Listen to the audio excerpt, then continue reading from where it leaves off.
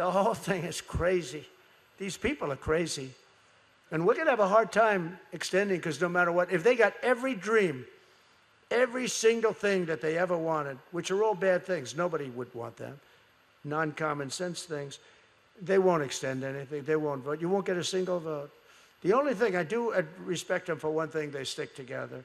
But their policies are so bad and so sick, and they're afraid to be individuals. They just go with whatever the party tells them to go, and it's all this stuff that's, you can't get elected with it. So we had a great vote in the House. The Republicans voted good to extend. But the Senate, we need 60 votes. We have 53 senators. So, you know, you're going to have, we have a problem, because these people are crazy. The Democrats, they have a serious case of what's known as, which is actually a disease, I think. They're going to put it down. Are they going to list that? Dr. Oz, are they going to list, you know what I'm talking about, right? Trump derangement syndrome, is that? Why don't we list that on Wednesday? Let's do the more important ones first. No, it's a serious disease. It's a mental disorder. Trump derangement. Yeah, that's right. It's no, it's a mental disorder. Trump derangement syndrome, and they've got it in levels that have never been seen before. But that's good. That means we're doing the right thing. I made it the official policy of the United States government that there are only two genders. I think Jim DeMint will like this. Men and female. Are you okay with that, Jim? I don't know. I think Jim's very upset about that. Who the hell can be upset? We got rid of the sinister Johnson Amendment so that pastors can speak the truth. Not only pastors, people of religion can speak the truth, everything in their heart. I also ended the weaponization of law enforcement against religious believers, as you know, and pardoned the pro-life activists thrown in jail by the very angry, mean Biden. You know, Biden was always a mean guy, but never a smart guy. You know, even you go back 30 years ago, 40 years ago, he was a stupid guy, but he was always a mean son of a bitch, you know? How's it working? Not working too well for him right now, as that says. So when you start feeling sorry for him, remember, he was a bad guy. And I created the first ever Department of Justice task force to eradicate anti-Christian bias. And we're bringing religion back to our country. Religion is coming back to our country, because you can't be a great nation if you don't have religion. I really believe that.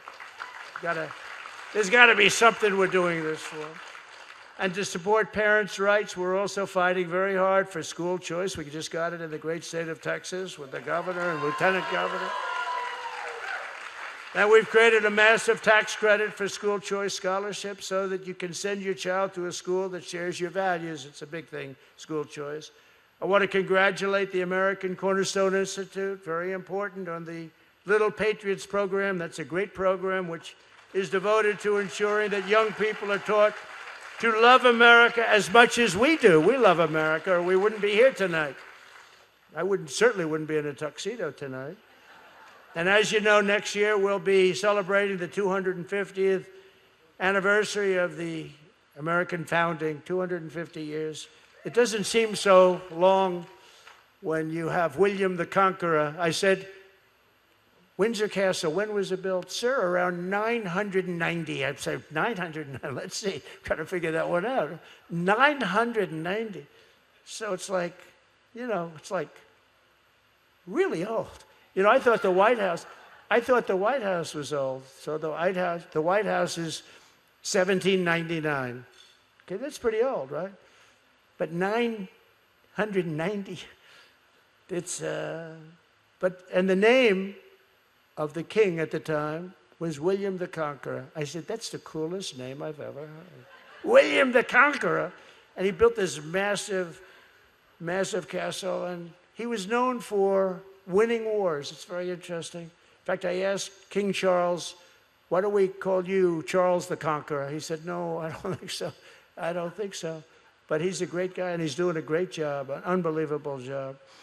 But the 250th anniversary, we're in it, and it's something we're going to have a year that few people have seen before. With the help of the incredible men and women like those here tonight, and everybody here is excited about it, we're ensuring that when that anniversary does come, our country will be a very strong, proud country. We're not going to have Afghanistan events. the most embarrassing event in the history of our country. Our people will be proud, our communities will be safe, our culture will be thriving, we'll be respected all over the world. We are right now. No, I said it before, we're the hottest country anywhere in the world.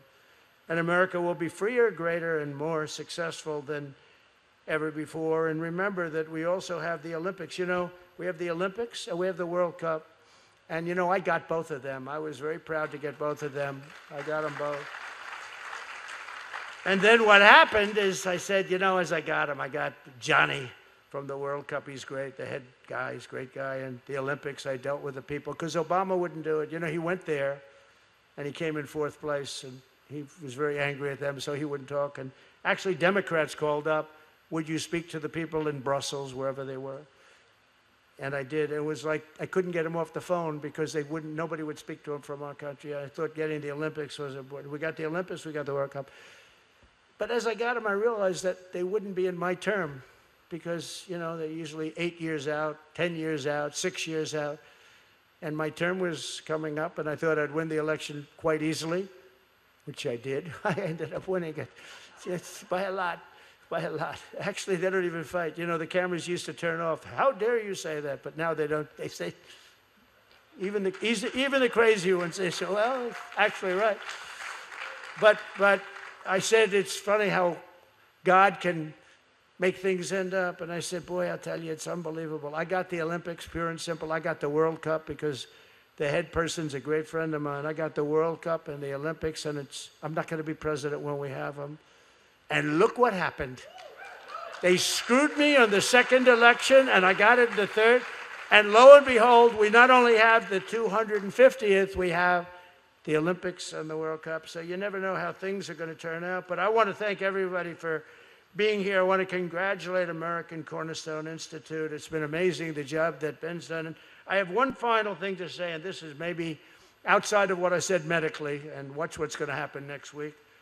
But outside of that, this is the most important. And he's a part of the medical, too, because he's truly a great doctor. But we are going to be presenting Dr. Ben Carson with the highest civilian award and honor in our country.